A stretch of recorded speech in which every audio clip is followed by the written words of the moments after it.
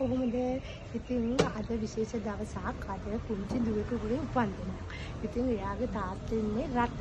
ඉතින් එයාගේ තාත්තා කිව්වා මාව විශ්වාස කරලා අපේ දුවට ඉහළින්ම සර්ප්‍රයිස්ම දෙයක් කරන්න ඕන කියලා. ඉතින් ඒ සර්ප්‍රයිස් එක තමයි අද ඔයාලට කරන්නේ.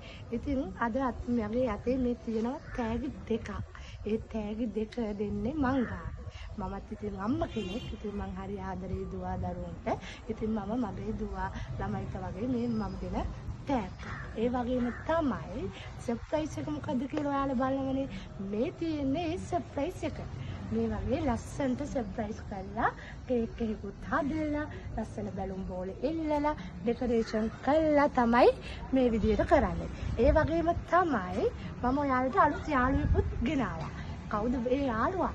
මේ තමයි ඒ යාළුවා. හලෝ. ඉතින් මේ යාළුවත් දීදී පුත් එකේ නැන්දා ප්‍රේ කරන දෙයක්. දුවා දරුවන්ගේ සතුට වෙනුවෙන් නොමිලේ කරන යාළුවෙක් තමයි මම ඔයාලව එක්කන් ආවේ.